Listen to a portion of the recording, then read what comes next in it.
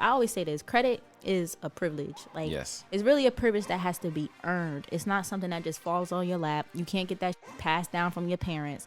It's like you have to show that you are a responsible borrower and you can manage capital. And Right. then they're just going to continuously give you money because they're going to get paid too. Right.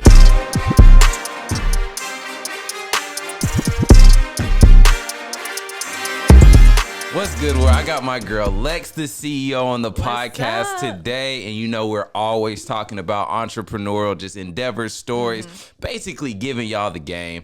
And then, you know, business funding, credit, all of that. She's the master of that. Her content's going crazy. Yeah. If you look at her page, she does really good at creating organic content. So we're going to be talking about all of that, how you guys can get funded, get your credit right, and then make the content to make it all pop. So what's up, Lex? Yes, what's going on? Man, nothing much. What you been up to? Working. Making content. Educating, doing all of that. Funded. I feel you. How did you get into all of this? Well, before we even do that, before you get into it, what exactly do you do on a day-to-day for clients? Yeah, so most of my day consists of getting small businesses funded. So a lot of small businesses are denied by major banks like Wells Fargo, Bank of America, BB&T. And they just don't meet the underwriter requirements. So we have a network of over 70 different alternative lenders we work with, online lenders that specialize in those smaller banks. So we help people get their personal credit right, build their business credit, and just get the funding they need to either start or grow their business. Got you. And is personal credit the foundation of all funding in a sense? It helps a lot. It does help a lot, especially when you're a startup and your business is not generating any revenue or you don't have collateral, then your good personal credit is really what's going to help you get the funding that you need. Got you. But yeah, it definitely helps. And then even if your business is generating revenue and you could get funding with the bad credit, but your rates won't be the best. You're limited on the funding options that you have. So personal credit is important with anything, like not even just business, like life, period. Right. Where you live, what cars you drive. So it's the key to everything. Got you. And then I think like what's so important about what you do is just the educational piece. And the reason why I say that is because, you know, a lot of times people are scared of credit and they don't understand how to leverage it, right? Right. And then credit's so big to where it's one of those things where you kind of have to be greedy and make it work for you. Right. You know what I mean? Right. And at the beginning, for a long time in my business career, I was just going through a situation where I was like, you know, personally guaranteeing everything was making my credit bad because it's like you're a startup and then you're trying to personally guarantee everything. And then you're like, well, I got these inquiries which is stopping me from doing this. Right. But that's where people like you come in just to kind of like break that down. Right. And here's the key with being a personal guarantor. A lot of times people aren't putting things in their like credit accounts in their business name. So when you put it in your business name, and 9 times out of 10 when you opt in to be a personal guarantor, it wouldn't report to your personal credit unless you default. So that's the whole play about being a personal guarantor, is making sure that it's not going to report to your personal credit, especially with credit cards, because as a business owner, you're going to run up those credit cards. So you don't want your credit to sink because you're using working capital on those credit cards. So just making sure it's all in your business name. And when you do opt in to be a personal guarantor, it's reporting to the business credit and not your credit. Got you. And that's the secret in itself, I guess. Yeah. It's like, and really like just the education, because it's like, how exactly, you kind of just said it, but just so it makes sense, how exactly you set yourself up to get business credit without it, especially at the beginning, without you just being like all over it personally? Or is it more like you get the inquiries wiped? And then break that down a little bit more for me. So how do you get business credit without being a personal guarantor? Or just without it affecting your personal credit, since you have to guarantee it at the beginning. Right. So there are credit accounts that you can get without using your personal credit whatsoever. And it just depends on the type of funding that you're looking for. So a lot of times small businesses are looking for unsecured capital, meaning cash that they can use however they please for working capital in their business. And if you're looking for like 30 grand, 40 grand, 50 grand, then at that point, banks are going to be looking at, okay, is your business sufficient enough to, can it pay for itself, right? Like, is it making enough money where it could pay for this loan by itself? Gotcha. And if the banks can't see that revenue where the business could stand by itself, then it's like, all right, you got to hop in as the business owner and, you know, carry your business up. Like, you the parent, right? So it's not a big boy yet. You got to work, you got to carry him. That makes sense. But there's a lot of different funding options that you can get only using your EIN. It's just a lot of times not the unsecured capital. So it's like business to business credit. So getting credit with stores and vendors. Like I know you're in clothing, so there's a lot of clothing stores that offer credit. But the only thing is that you can only purchase from their store, right? You can't use the credit to go get a building or get gas and stuff like that. Credit with Dell, Staples, those types of business to business credit you can absolutely get without an EIN. And I mean, with only using your EIN. And then there's collateral based financing. And with collateral based financing, sometimes you don't have to use your personal credit because it's collateral attached. So like equipment financing, inventory financing.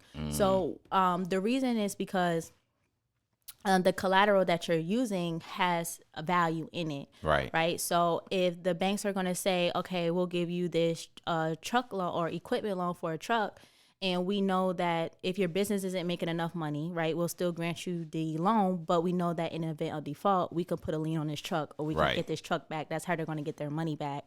So it really just depends on what type of financing you're looking for. But if you absolutely have to use your personal credit or be a personal guarantor, then my number one rule is just making sure it's not going to report to your personal credit. Got you. And then when you were saying like some of these stores that have credit cards where you can like only use them there, is that the same with the Apple Card or can you use that anywhere? I believe you could use the Apple Card anywhere. Okay. I believe so. I personally don't have an Apple Card. So. Okay. Do you like it?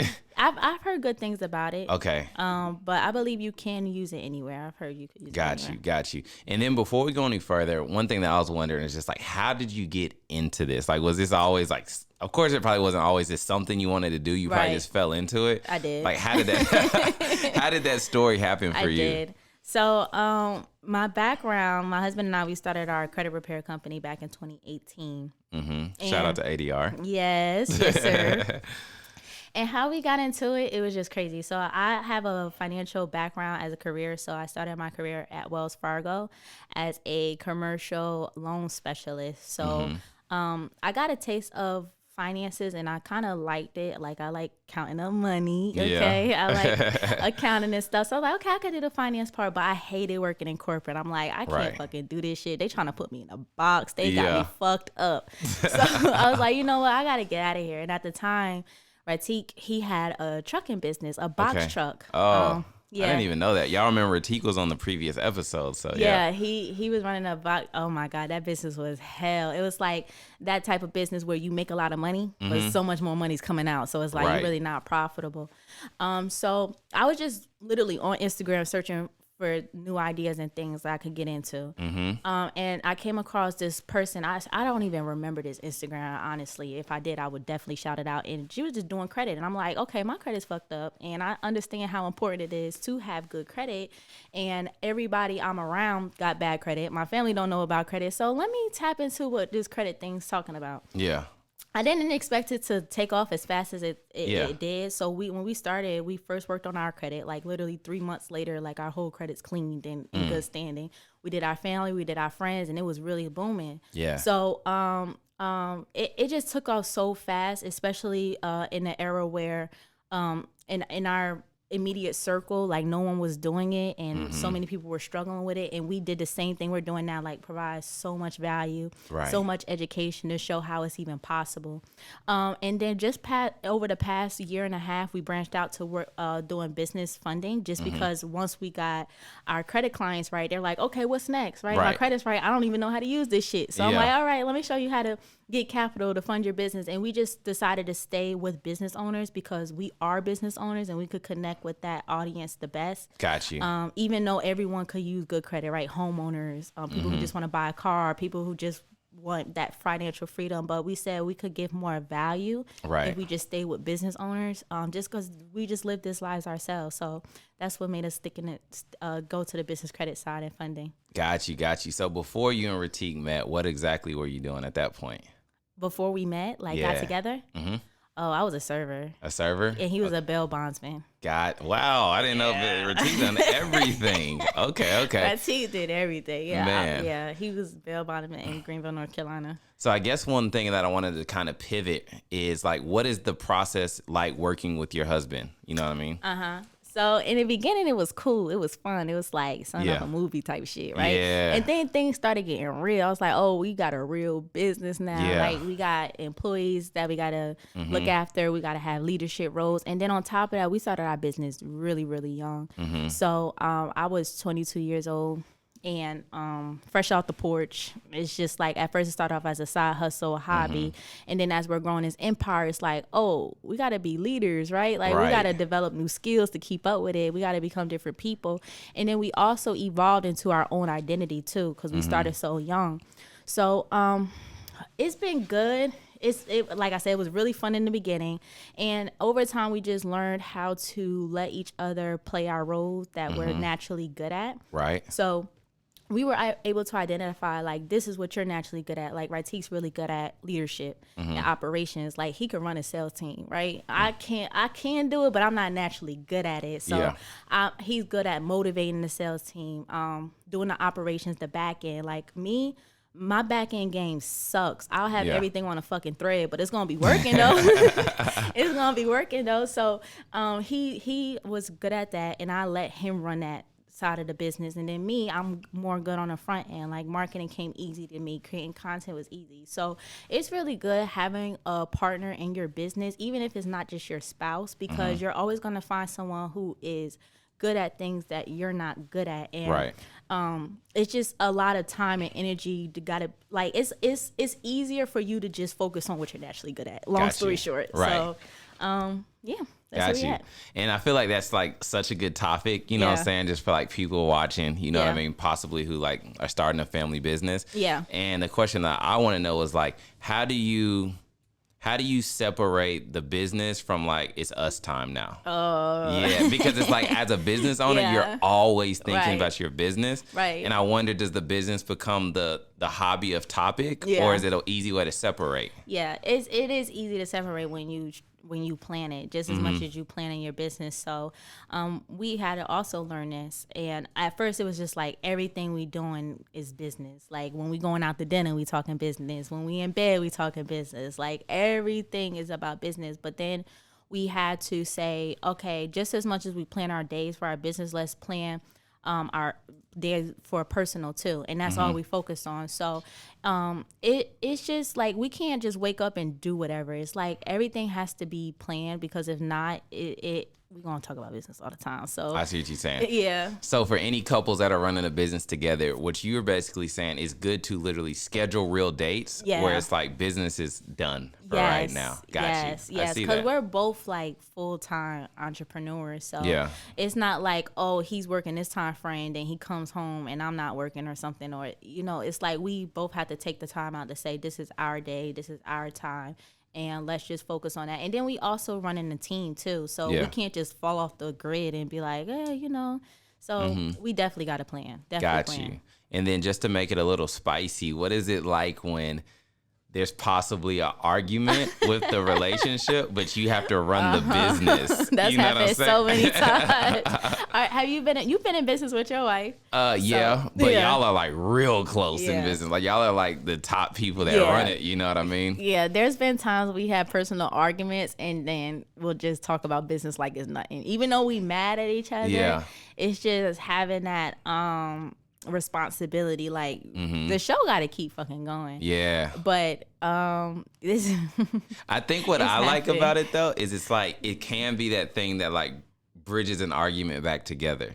You see what I'm saying? Because think about it, like when you don't have a common thing in the middle, y'all could just stay over here, they stay over there. But then you start working together, it's like that argument ain't even in, you know what I'm saying? So it's been vice versa. We've had business altercations that fell into personal, and then personal altercation that fell into business. But the thing about us is that over the years, we've really learned how to communicate about our issues and our problems, because it's all about your how long it takes you to get over whatever you're getting over, right?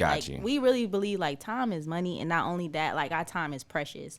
So if we got a situation, we can't be dragging this shit out for days, for weeks, for months. Like it's just gonna put us behind, and it's not that big of a deal. Like you know, it's not like when growing. I mean, and earlier in our marriage, we was just like, you know what, fuck that, we getting divorced. Yeah. Right, next week we getting divorced, like right after we get married, divorce. Yeah. So we like put boundaries in our relationship. We know we ain't going no damn where, so let's Right. stop even playing them games. So let's put these boundaries in our relationship. You got an issue or I got an issue, we talk about it. We don't gotta agree with each other, but we just gotta understand where each other's coming from and then move on, like move forward. So even if we do get in disputes, it don't be long. Got you. It don't be long. And then, you know, since this is about business, but I really like this topic because we never kind of had this on this show. Yeah. Does it make, one of the biggest issues in marriage is finances, right? Yeah. Does it make finances easier when you work together? And the reason why I ask that is because it's not like you're over here doing your thing. It's kind of like y'all are seeing the pot together. I 100% believe so. And yeah, you're right. The number one reason why a lot of couples have issues in their marriage is due to finances and communication too. But my previous relationship from Ratik, I was like, finances was definitely one of the main reasons why I had to lead that relationship, because I was the one providing for everything. Like I was really with a guy I was taking care of. I'm like, nah, fuck that. I don't got no kids. Yeah. So I was like, the next relationship I get in, I gotta make sure that we got the same vision, we got the same goals, we want the same thing. And it in the beginning, it really helped us because it wasn't like he's taking care of me or I'm taking care of him. It's like we both put it in the pot, and it just helped us build our empire faster and stronger. So I definitely feel like having two people like financially contribute to the household is 100% good. And it's also a thing I feel like men who do make most of the money, then they like their wives, sometimes they feel some type of way if their wives are spending their money too, right? They're like, I'm in here working hard, my ass off and shit like that. I don't want them problems. I want to say, you know, I'm making money too, so however I want to move or whatever I want to do, I could do it because I'm making my own money as well. And I'm also contributing where he don't gotta take all the weight. Got you. Right. So I don't want that for neither one of us. I don't want one of us to be the only ones carrying the weight of our household. I know a lot of people are gonna like that. They're gonna be like, dang, subscribe. This is good. You know what I'm saying? So now where I want to pivot that to is just being, in a sense, like your own boss in a sense, as being a woman. You know what I mean? Like, how has that experience been? Just because, like, in business, you're going to gain this certain confidence, right? I'm sure since, you know, you make your own great money, you know how to run a business, you got a certain walk to you, you know what I'm saying? Right. So, like, how has just that development been as becoming so, like, would you say you're an alpha woman, or you just like, I'm just good at what I do in business? What's alpha? Kind of like leader type woman. Nah. I mean, I think I'm a great... when I leader, I mean, if you want to follow me, but I do got bad habits too. So. Yeah, I see what you're saying. But I mean, like, I won't say I'm dominant in a sense. I'm like, I don't know. I don't think so. I wouldn't say so. You just fit with the flow. It's just working. I really just be going with the flow, and you know, whatever motivates you. But having a business and starting a business has really definitely helped me transform into a woman that is confident about herself and challenged me into things I never thought I would ever do, and I definitely wouldn't be able to do had I been working at corporate. So things like simple things like getting on camera, right? When I first started my business, getting on camera was challenging for me because I'm like, oh my God, what people gonna think about me? What people gonna say about me? I don't know how to talk on camera. And just constantly showing up for myself every single day helped me to be more comfortable with getting on camera, comfortable with talking in front of people. We had to talk in front of a group of like 15 women when we first started our business, and I was shaking so bad in front of 15 people. I'm like, right? I couldn't even talk. Just this past month, we talked in front of 300, 400 people. It was nothing to me. It just took the years of me just practicing and keep working on my personal development, because as a business owner, that's like the main key for you to be successful is how your mindset is, how you think mentally. Like, it's not like that comes first and then the money's going to come. So it's like my personal development has been the number one priority. And then when it comes with Ratik, being like the alpha female, like it's all about a respect thing. Like I've learned even not even being in business, just from us being from different backgrounds, Right. I had to tone down because I'm from the hood. You from the hood?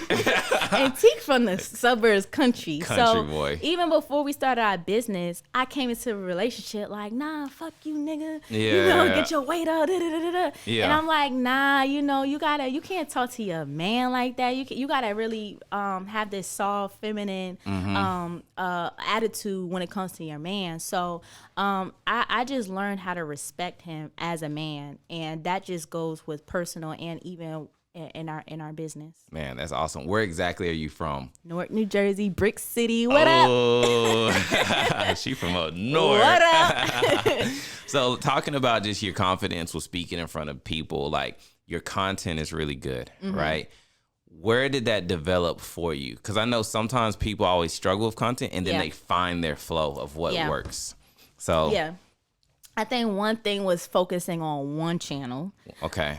Because, you know, there's so many outlets you can promote on YouTube, TikTok, Instagram, LinkedIn. So I focused on one channel, and I found it easy for me to maneuver through Instagram, and I found it was comfortable for me to use Instagram. So I just stick with Instagram. I'm like, I'm about to just learn how Instagram works. I'm not worried about nothing else. Got you. And then it just came in a matter of keep trying different things. So I actually lost my page 2 years ago. Like, you know, everybody got their first page they ever started when Instagram started, right? Yeah. I built my page up to like 20,000 followers, and this is before Reels. So 20,000 followers before Reels is a lot of motherfucking followers. Right. So Instagram just shut down my page, and I ain't never get it back. And after that, I was like, you know what? Fuck this. I ain't doing this no more. I'm going to go somewhere else. And I wasn't motivated at all to get back on it. Right. But T kept telling me, you know, if you did it one time, you could do it again, you know. Motivator, Martin Luther King and shit. I was like, all right, I'll do it. Yeah. Ran it up. In the past 2 years, almost at 200,000 followers right now. And it's just really being consistent and providing massive value and knowing who you're talking to as well. So my page, like if you go on my page, you're not going to see 5, 6, 7 different topics or you don't even know what I'm doing or you don't got anything going on. So I found my niche and I found what market I want to serve and I know exactly what they want. So it's like I'm going to consistently show up every day, all the time, and post content that they want to actually see. So that's where we at. How many do you post a day? Once. Just once? Yeah. Okay, cool. Sometimes I don't even post once a day. Like that's only if I'm doing hard promo. But you don't even have to post a lot to get noticed. Instagram has made it so easy with these reels, getting on live. Like you don't have to post that much. You just have to post good content. That's the thing. You. What would you say to people who know they need to make content, but they still have that fear? They're just like, I'm not going to get the views or the likes or engagement, and I'm scared to jump out there. Yeah, you're not going to get the views, the likes, or engagement. So you're right about that. Right. But you got to keep showing up. I remember when I started my page over, I would get on live, 2 motherfuckers on live. I'm like, shit, we rocking out. 2 hours with y'all two, right? But you just got to keep showing up. And it's also, when you're doing things, you shouldn't just think about the monetary results that you're going to get from it. It's also the practice that you're going to get out of it as well. Right. So even if you are just getting 2 likes or 2 followers or whatever, you're still practicing, right? You're still going to get better every single time you do it. So at first I was just like, you know, I just want to get my exposure out there. I'm not worried about nothing else. I just want to get exposure out there, set my authority in the marketplace, and I know the results are going to yield afterwards. But when it comes to being scared, I don't know. Shit, you put yourself in a comfortable position. Like, when I used to be scared, I just put myself in an environment that makes me feel more relieved. Like if I gotta hit the blunt, I'm gonna hit the blunt, right? And if I gotta, if I gotta go record in my car, I'm gonna put myself in whatever environment is gonna make me comfortable, right? And then after a while, you just get used to it. So whatever you gotta do to make you comfortable, right? Right. That's hilarious. So one thing too that I liked at what you said was you just have to do it. Yeah. Right. And then it's like if you don't jump out there, you're still not gonna have the likes, the engagement, or the whatever. Right. And I know for me personally, I used to be like, man, I hate going on live because there's only gonna be 2 people in there. But then what I figured out was with social media was like all of my friends have a lot more engagement than I do.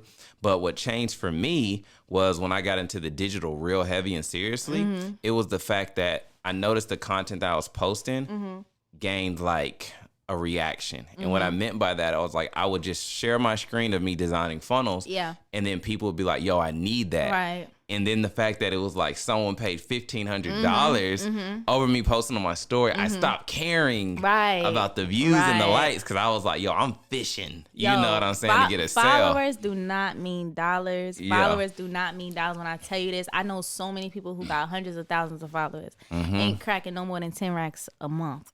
Followers do not mean dollars. And I said dollars. Dollars. And I had told Teak this too, because when my page was going fast, I just think I post a lot of, like, when you do a mass marketing, right? You're like posting content that's going to reach a lot of people, right? Because like the most viral content I had was motivational content or couple content that a lot of people can relate to. Right. But when I'm getting niche specific, or when I'm talking about things specifically for my target audience, that's not going to blow up. That's not going to get a lot of content. I mean, a lot of views or likes, but it's going to make me the most money though. Right. So it's like, like, don't track how many likes you're getting or how many views you're getting. It's about just producing that quality content, showing what you do, showing that you're an authority in this marketplace, and you're going to get the right eyes that's going to pay you. Got you. That makes sense. And then now just kind of switching back over to like credit or whatever, right? Can we break down some of like just the credit secrets that you see the most? And they don't have to be secrets. It's just stuff that people don't know, right? And I'll give you an example to get it started off with. You know, being a good citizen, you know what I'm saying, trying to do well, you get a charge off, right? And then you feel like, oh, you get a call, let me try to pay this and make it right. And then you figure out that actually hurts you more. You know what I mean? Right. So could you just speak about certain little topics and secrets that most people just aren't taking advantage of? Definitely. So when it comes to paying back debt collection agencies, especially third-party debt collection agencies, you definitely do not want to do that, simply because once your debt is charged off by your original creditor, so let's say like Navy Federal, you've had a credit card with them and you just defaulted. Once they charge off that debt, they're basically letting the IRS know that this is bad debt, and they just taking an L on it. And that debt like no longer exists with them unless they have their own internal collection agencies that's trying to recoup that that payment. And that's different, because then they could actually take you to court and stuff like that. And that's the things you want to worry about when they have their own internal collection agencies. And Navy Federal, I don't think they sell any of their debt. But then you got third-party debt collection agencies. And what they do is they buy debt in bulk, pennies on a dollar, right? Right. And they're buying. So let's say you owed your bank $1,000, but the third-party debt collection agency bought your debt for $100, but they're still trying to get the whole grand from you. Yeah. So they're buying your debt pennies on the dollars, and all they're really getting is your contact information and how much you owe to what bank. That's it. They don't got no legal documents, contracts, or anything like that. So they can't actually prove that you owe this debt to them. Right. So what they do is they feed off the ignorance of consumers. They're calling everyday people saying, yeah, you owe this amount of money, and if you don't pay it, we're going to take you to court, or you're going to have these lawsuits, or whatever the case may be. And like you said, people do get scared and want to pay it. But what happens is when you pay it, it's not going to fix your credit. It's not going to get the account removed from your credit. And I've even seen this happen before, where people will pay a debt and they resold that debt to somebody else. So now somebody else calling them saying, yeah, you owe us this money. Yeah. Right. So you definitely do not want to pay any third party collection agencies. Once it's charged off, what I recommend doing is just getting your credit repaired, to just get those accounts removed from your credit report, because all you're doing is just wasting your money with these scamming ass debt collectors. That makes sense. And then also just talking about credit repair too, like one thing that I've learned from getting my credit repaired by your company and all that stuff is the fact that it's like credit repair is something that you should always be doing. Especially if you're trying to play life/business at a high level, because it's like, it's inevitable to where it's like, let's say I'm building a project, I need credit cards, 0% APR, because they're cheaper than these cash advance loans. I'm going to get these inquiries. Right. But then what I used to be scared about was, what if I get these inquiries, I don't get the card? Right. Two things I want to talk about. Reconsideration line. Right. That's helped me. Right. And then two, the fact that you can actually remove inquiries that are not attached to things. Right. So let's just give some people the game about like just reconsideration lines. Right. I've talked about reconsideration lines on personal and business. It's the same. So when you get denied credit, legally, the creditor is supposed to tell you why you were get denied. Sometimes they're going to just send you a letter in the mail. Most of the time, they're just going to send you a letter in the mail and you'll know. But what I like doing is just calling a reconsideration line. You could just Google this information if you want to know the number to whatever creditor and seeing exactly why you were denied. You always want to know why. Some people apply for credit, get denied, and then do the same shit with the next bank. Like, there's a reason why you got denied with this bank might happen to the next bank. So figure out why first, fix that problem, and then move on. But it could be simple things. Like for business credit, for example, I tell the story all the time. I got denied for a Sam's Club card, and that's an easy ass card to get. So when I got denied, I was like, wait, what's going on? Call the line. It's all because I put on my application a different business phone number than what the bureaus had, so they couldn't verify my business. So me just calling to see why we're denied, and they say, yeah, we couldn't verify your business from your phone number. Gave them the right phone number, boom, approved. I had situations where I got approved for credit. You ever heard of Care Credit Card? Care Credit. It's like a health card. Okay. A lot of people get those cards for like BBLs or surgery. It's like, yeah, you could do like veneers. Okay. Hey, don't be fucking up. Yeah. If y'all want some veneers or a BBL, go ahead and apply for that Care Don't Credit be fucking card. up your credit for some BBLs though. But yeah, so I got approved for a Care Credit. I was actually getting LASIK. Fuck a BBL. I need my eyes done. I need to see, I need to see what's going on. But I got LASIK surgery. At the time, I didn't really have the cash money I needed to get the surgery performed. So I got a Care Credit card, and they only approved me for like $2,000. I'm like, nah, I need more than $2,000. So I could have easily just accepted that card, kept it going. But what I did was call back and requested an increase. They gave it to me right on the spot. So I went from $2,000 to $8,500 just like that. Easy. In 10 minutes. I applied online, called back, and asked for an increase. So those are the two things I always recommend when it comes to reconsideration. See why you were denied if you were denied. And if you are approved for anything, call and always try to get an increase right then and there. Right. It may or may not happen. You never know. But it's a possibility. So once you get approved, call right then and ask for it. Oh, yeah, okay. This is not enough. They might say, make it enough. Yeah. But they might say, okay, well, how much you need and consider. Right, because to be honest, the algorithm's picking all this stuff anyway. Exactly. So it's like, you're right, that is a good thing to do. And there's so much I'm learning about this credit now because, and the reason why is like somebody on here could be like, you should know these things, right? But the majority of the world knows it from a traditional standpoint. And the traditional standpoint being, if you get an inquiry, wait 2 years to get it off, charge back 7 years. And just go with the flow. The issue is when you're playing business at a high level, it takes too much time. You see what I'm saying? Right. So like I had learned about the reconsideration line from someone similar to you, one of my friends. And then it was with Chase. And I had applied for a credit card and they denied me. I bank with y'all. Y'all got me messed up. I'm like, I'm not about to just have this inquiry for nothing. So I called them, and then the thing that actually what it was, just like you said with your phone number, was my rent reporting as, an account. They didn't know what it was, and they thought I was taking out $1,800 installment loans every single month. So then once I clear that information up, they presented me approved. Exactly. See what I'm saying? It'd be simple stuff like that. Because like you said, if you apply online, it's the algorithm. When you get an actual human being on a phone to review your account, it could be totally different. Yeah. So more of the secret for anybody that's watching is if you get disapproved, just call reconsideration line. So the next thing I want to talk about is just inquiries, right? Because I remember before I had that education, I was just always playing the game of how low of my inquiries I could have. You know what I mean? And then what I figured out was that's not the game. You know what I mean? Talking to Ratik, he was like, he got plenty of inquiries. He said he had like 43 accounts, but they're all in good standing. You know what I'm saying? Inquiries is 10% of your credit, man. Okay. You focus on 10% of your credit when you got 90 other percent to be focused on. So Got you. It's definitely playing small. Now, with inquiries, because I get a lot of people that be like, oh, I don't want to run my credit. One inquiry not going to kill you. What happens with inquiries, when that small percent becomes a big percent, is like when you get so many inquiries. So, for example, you go to the car dealership, they running your credit with 25 motherfucking banks. Now you got 25 inquiries hit your credit all at once. Now that's going to make a difference. And it's going to take a couple months for that to weed out to help you improve your score. But when you're inquiries is not a big deal. Like I got a lot of inquiries on my credit right now too, but I'm still getting approved credit because it's all about how you strategically do it. So when you're in a position of getting funding, what I like to say is go on a funding spree.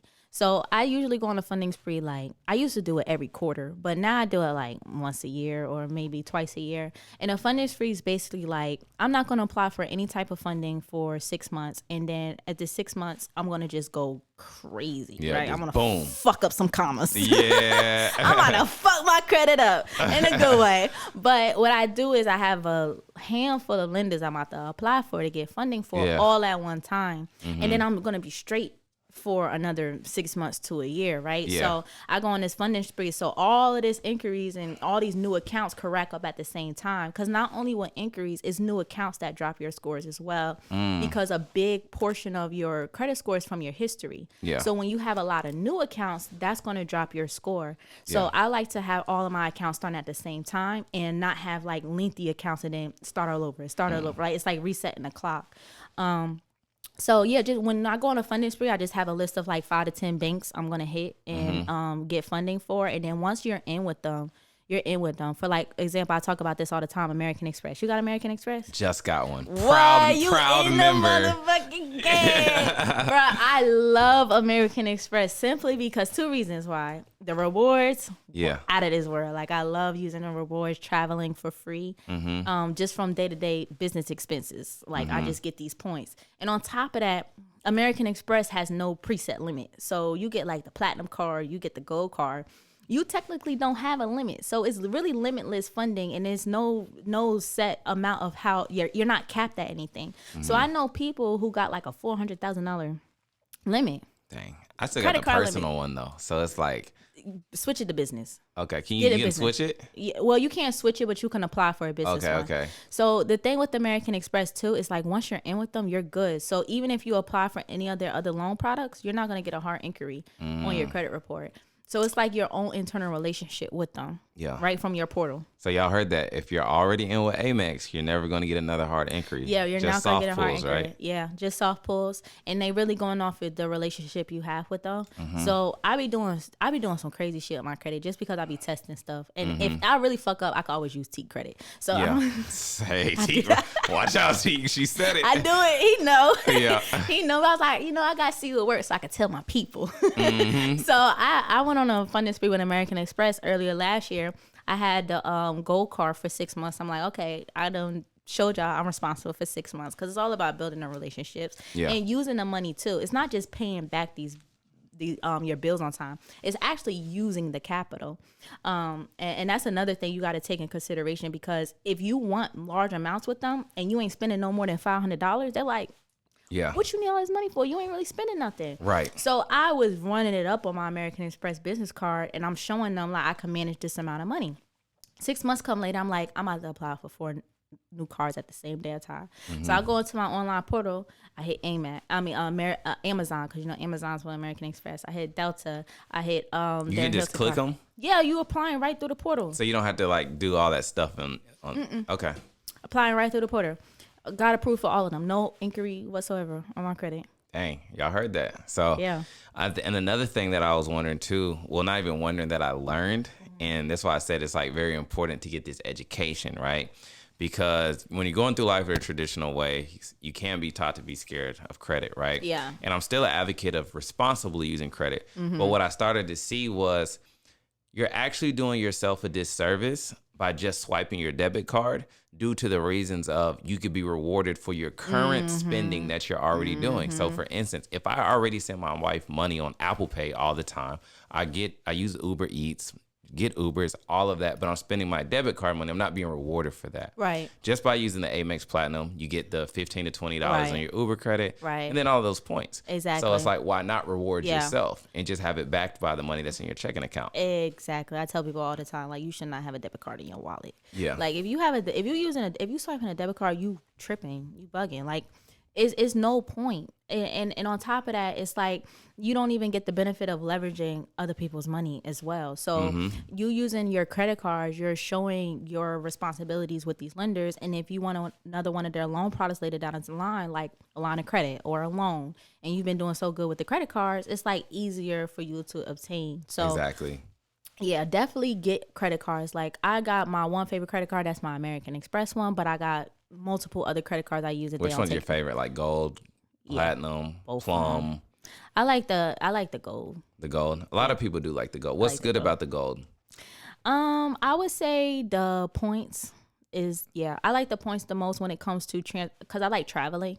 So they just give me the best returns when it comes to applying for the travel. Got you. But it's all just depend on what suits your lifestyle. So like if you need capital for larger expenses and you American Express is a charge card, so you got to pay it off in full by the end of your billing cycle. But Plum, you got that opportunity where you can extend out your payments longer. So it's all just what you're looking for in a card. Yeah. Got you. So someone watching this who's like, dang, my credit, I need to get this started, right? My credit's not where it needs to be. What's the best way for them to build out their credit profile so that it becomes robust? Personal credit profile? Personal credit. Yeah, so a lot of people just think like, okay, getting accounts removed, and getting accounts removed. And that's important, but what's even more important is building your credit history.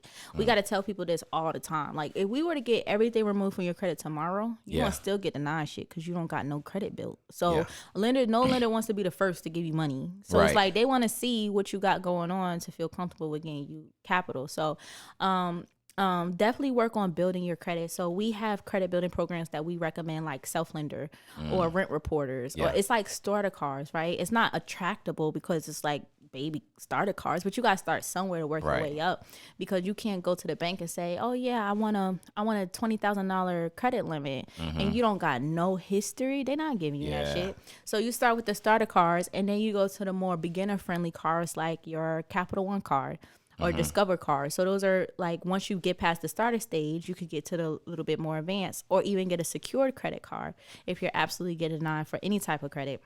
We're going to talk about that in a second, the secure card. Exactly. So with the secure card, you could then transition to unsecured after you have shown that, you could manage a secure card for a little bit. It's all about relationships. So with the secure card, that would be like, you get the card. Let me just put $500,000 on here. I swipe my own money. It's basically just putting in a savings account in a sense, right? You're using your own money. Using your own money.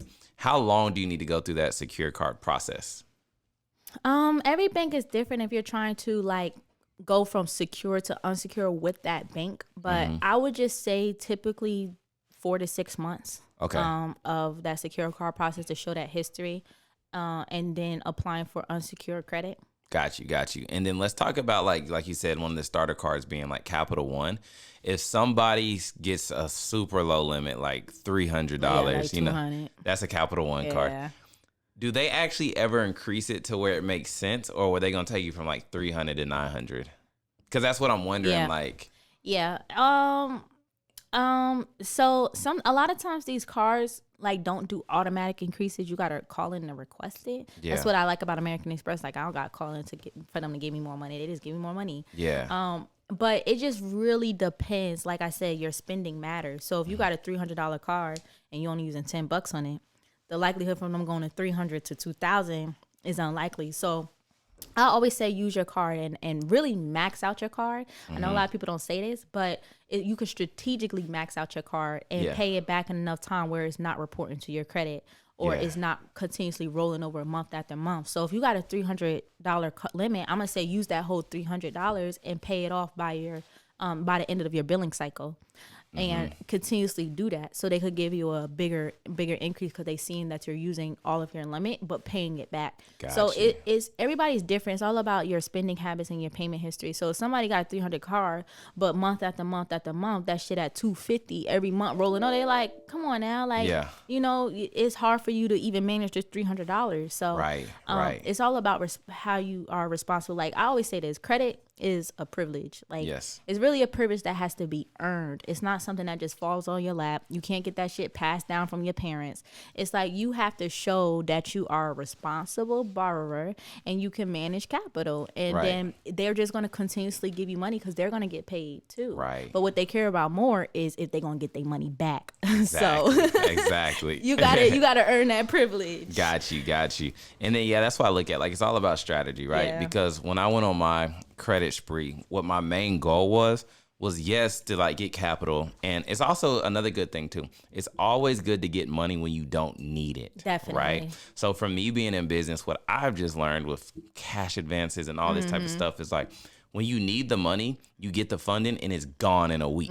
But if you don't need it, now you notice you feel a little uncomfortable. Like, I got all this capital, but I don't really need it. Right. So then you can start implementing strategy. Exactly. And then the strategy being like, hey, even though these cards aren't at the limit that I want them at, I'm just going to put them on auto pay full balance. Right. So now they're looking at like, he pays it off every single month. Right. Why not increase it? Right. You know what I mean? Right. And I still get credit now to this day, just running up, even though I don't need it. Yeah. One, just to see what be working nowadays. But two, like you said, like, and on top of that, I look at it like I never know what opportunities might present itself. Yeah. And credit is not an overnight thing. Like, getting funding is not like, oh, you wake up one day, here goes $100,000. Like, you got to really work your way up. So I'm scared that one day I might have a huge opportunity that presents itself.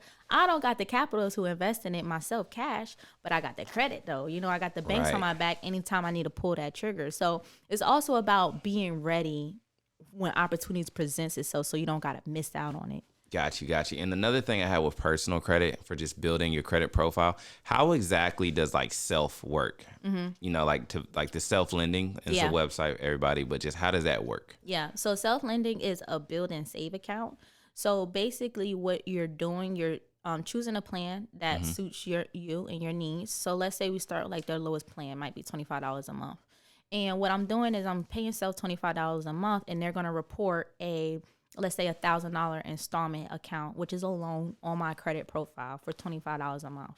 So I'm going to do this for a year. I'm going to keep paying them $25 a month. And at the end of the year, they're going to give me my money back minus interest and fees or whatever fees they have associated with managing your account. So you're not like, none of your money's going to waste. You're like they're putting it in a CD account, certificate deposit account. They give it back to you at the end of the term.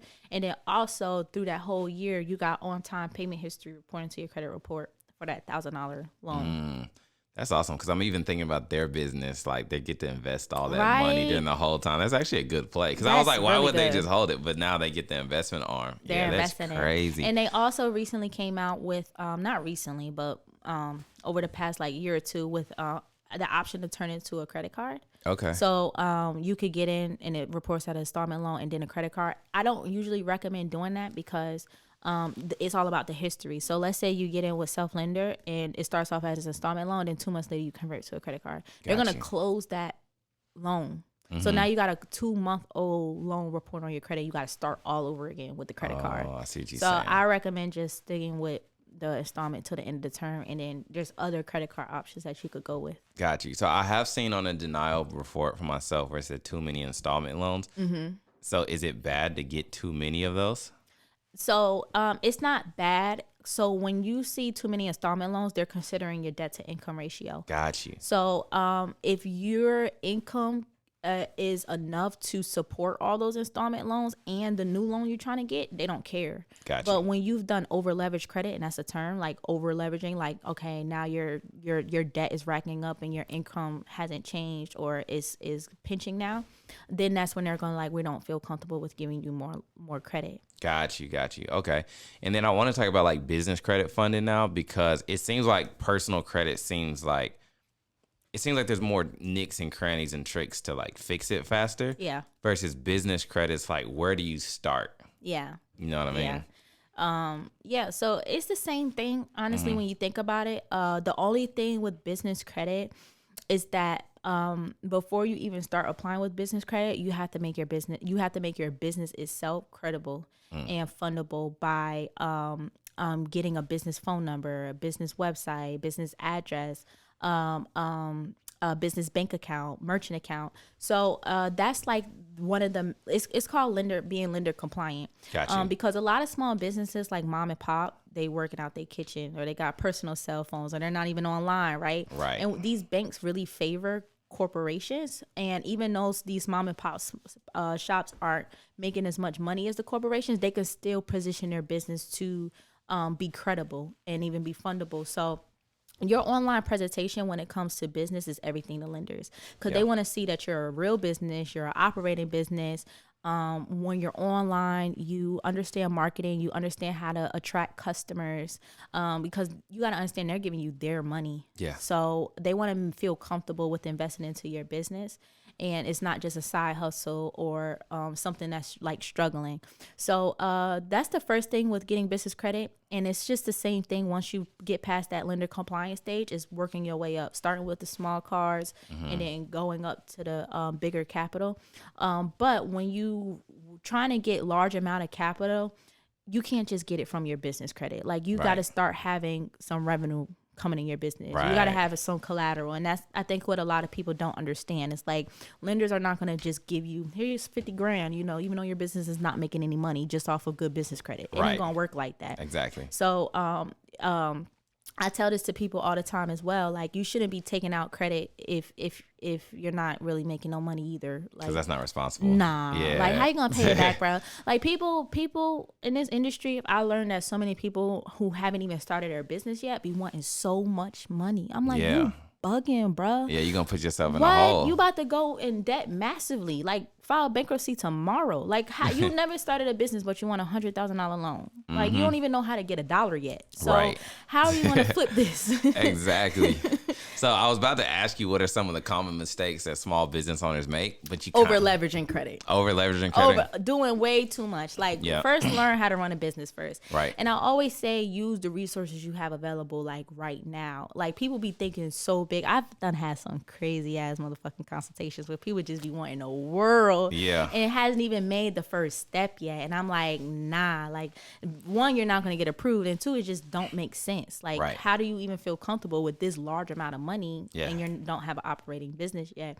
But yeah, that's definitely one mistake. And it's just also taking out just enough to get started. I've made that mistake. Yeah, taking out just enough to get started. Like, when we started our business, the only money we took out was to pay our mentor. That's it. So we had to get a personal loan because we didn't have a business, and we fixed our credit.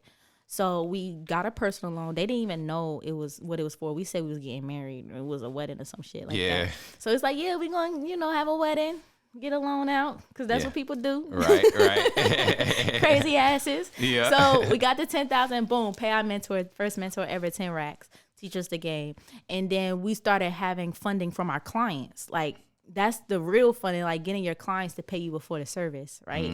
So I like to call it customer funding. Because a lot of people are doing it backwards. A lot of people are burning themselves out or doing all this work or providing these services and products and not even getting paid yet. Right. I'm like, nah, we ain't doing this shit. So after a while, like that first time we took the $10,000, we didn't have to get funding for a long time until we was ready to make bigger investments. Got you. So. Okay. Yeah. Cool. So what types of business funding is there available? A lot of it. Oh my God, so many. So like, what type of DC, like at different stages? Break that down. Beginner versus like you killing it. You know what I mean? Right. It really just depends on what you need capital for. Because that's like the starting point. Because what I would recommend somebody who is a real estate investor versus what I would recommend somebody who's like an e-com. I see what you're saying. There's completely different. It's so different because a real estate investor gonna need way more money than an e-com, right? Because I noticed being an e-com, all I would see was cash advances. And then your business is always changing. So when it's doing great, you may have a line of credit available, but the majority, it was always cash advances. Right. So when you're talking to people who are new in business and they don't have that much revenue, but their business is still clean, what type of funding options do you usually see them presented with? Definitely cash advances, but that's why your personal credit is important. Right. Because the reason why you're only presenting cash advances is not your personal credit's not good, because we have so many programs where even if your business revenue is good, we can still get you some business loans, right? Because you got good personal credit. So like line of credit or a business term loan and stuff like that, SBA loan. So there's multiple factors involved when it comes to business financing. And in the early stages of having a business, I would say like in the early, like when you're not making no money whatsoever and you just got an idea, I would recommend a personal loan. Yeah. I'm not supposed to say that, but that's what I did. I agree, because so this is my story, right? I always think stories help people. The thing is, it's all about strategy. And if you're a small business owner, it's probably just you running the ship and some other people helping you, right? The thing was I've been burned by cash advances before. So then I was like, let me take a personal loan out. Was the interest high? Yes. But here is the difference. The cash advance was extremely aggressive in the way that it takes money daily, weekly. Right. The thing with the personal loan was if you paid it off early, you kill the interest, but the payments were monthly. Gave me more time to breathe, more time to think. So that's why I would say, like, it's all about strategy. Right. So I get what you're saying, but I look at, like, you know what I'm saying? It just depends on the situation. Right. You know what I mean? Yeah. And if you had good credit too, not to play you, Tony, but you could have got good interest rates too. Right. See, yeah. so I always say, like, your personal credit is number one priority. You get that right, you got so many funding options available to you, even if your business is not generating money, even if you just started your business just from having strong personal credit. Got you. That definitely makes sense. And then another thing that I want to talk about too is a question that I had, and I've heard multiple business owners talk about this. Do you go with, and it really depends, like you said, on your interest rate, but someone was like, I would rather take out, it was an e-com guy on a podcast, I would rather take out a high interest credit card than deal with the majority of the loans that I'm presented with, because at least with a credit card, he said he feels like he can choose his payment options back. Yeah. A loan versus a credit card? Yeah. Yeah. Definitely, because you could play with a credit card. Like I know that if I pay my credit card down or off by the closing date, I don't got interest, right? And I could pay it back how I want to. But with a loan, it's like a set amount of all the time. Yeah, all the time, and then it closes and opens. Like credit cards are flexible too. So I would all day. I don't take out business loans for real unless I'm doing big boy investments like real estate or something. Yeah. But business loans is not my go-to. All credit cards are lines of credit. Yeah, that makes sense. The reason why that question presented itself to me was because one time I had seen a French credit card statement, and it was like Chase, something like that. $30,000 was charged on the card. I think he owed like $600. So coming from e-com where you have a lot of Stripe capital, PayPal working capital, Shopify or whatever, what I looked at was different was, okay, you spent $30,000 in a business, you could have bought inventory, whatever. Right. You only owe them $600 as the minimum payment. Right. Of course, the goal is not to just pay the minimum payment. Right. But then when your business hits a big month, you can move a chunk over there. Versus, like you said, if you got like one of those crappy cash advances, they hitting you for $700 every Friday. Yeah. So it's just a big difference. Yeah. And the thing with cash advances, you're getting into alternative financing. And alternative financing, you're talking about alternative financing versus traditional. I'm about to get a little techie here. So traditional financing is the credit cards we talk about, like Chase, American Express. Then alternative financing, those the cash advances. And those are more higher risk lenders. So those are the type of lenders that's willing to fund the deals your Chase, Bank of America, Wells Fargo don't want to fund. Right. So they taking higher risk. And because they're taking higher risk, because they take people with bad credit, they take people with bankruptcy, they take people who only been in business for a month, right? So that business has no real, you or that business has no real credibility. Yeah. So it's like they're taking a major risk even funding you. So they're trying to get as much money as possible on the front end. Yep. That makes exactly sense. How it works. Got you. So somebody who would possibly work with you versus doing it themselves, what is the difference of them going to get their funding? Like, why do they need someone like you? Yeah. So I like to think of it like a lot of people are not, when you're not educated or skilled in a certain profession and you're trying to do something on yourself by yourself, especially something as important as credit and funding, it's like you're throwing spaghetti at a wall and hoping it sticks. Yeah. Or you're going through a lot of time and frustration trying to figure this shit out yourself. Right. So what we do is that we, like I said, we have over 70 different lenders we work with, and what we do is we review our customers' qualifications, what they got going on, and then pair them with lenders would match them the best. Right. And we also do advising as well. Like, you're not going to fill out an application online and then the robot's going to spit back, the computer's going to spit back, yeah, you need to pay down this credit card or apply for this credit. So it's like you're getting that advice as well on what strategies and moves you can make to help you get in a better position later on. Got you. That definitely makes sense. And then also just going back on like your content, right? Yeah. I know you said that you wanted to like help people with their content. What plans do you have just for like the future of like 2023? That's a great question because I got some big plans. I try to help businesses make some money. So it's actually an idea that came about from being in the funding space because I realized that a lot of my customers don't have a funding issue. Right. They got I don't know how to make money in my business issue. Got so I'm like, you know what? Let me show y'all how to get to this fucking bag. Right. So, like I said, when we first started our business, we needed money, but that was just to invest into our mentor to teach us how to learn the skill of fixing credit and understanding credit. But after that, we don't need money. Like we were getting so much money in our business, we didn't need funding. But I see my clients, it's like, okay, I get you this 20 grand. You back to me next month for 30. Right. You ain't even made a dent in the 20. Right. Like, what is going on? You drying yourself out. So I'm really looking forward to just helping small businesses understand marketing, especially when it comes to social media marketing, because it's a very, very powerful tool which helped us make millions. Yeah. And you don't have to go viral. You don't have to post content every freaking day.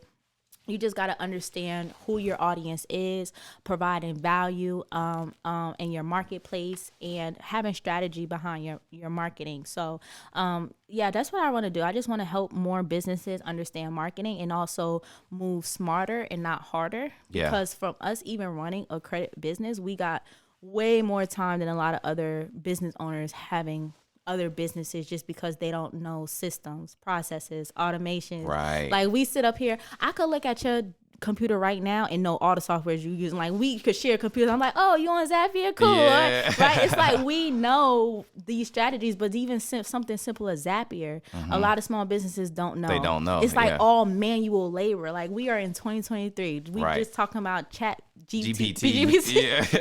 Like we got a motherfucking robot creating us emails. Yep. So it's just getting easier and easier and easier. But I see so many businesses still in 2018. Right. So like, how do we make more money faster and more efficient, and then really live the life that we want to live from being business owners? Got you. Man, we covered so much about credit, everything, business. Do you feel like we left anything on the table that the people should just know about? No, I don't. Unless you got any other questions. I mean, can we open up the phone lines? Can we open up the phone? Hey, we probably need to do the phone lines for sure. We got a caller. We got a caller number 3 about Ishratik. Oh God. Oh man. So last question I have: if somebody's watching this and they're just like mind blown, they want to learn more, they definitely got into your story. How do they tap in with you? What training was available for them? How can you help them? Right. So you can definitely follow me on Instagram @_Lex the CEO.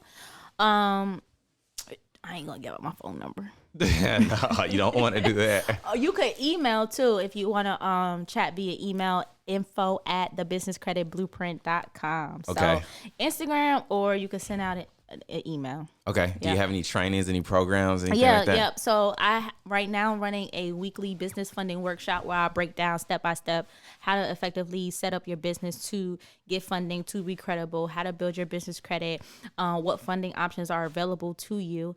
So those are Sundays at 7 p.m. I don't know how much longer I'm going to do that, but currently right now, as we're rolling, it's happening. So if you want to just go to my Instagram _Lex the CEO, you'll see it in the link in my bio. Dope. So we'll drop all the links below. Yes. And everyone, you guys, I always believe that facts tell and stories sell, right? Yeah. And literally the amount of education that I've got to learn about credit, business funding, how I can maximize the current life with the spending that I'm already doing. Yep. I want you guys to definitely go follow Lex the CEO for sure. I'm not going to let you down. It's going to make sense. You're going to learn more.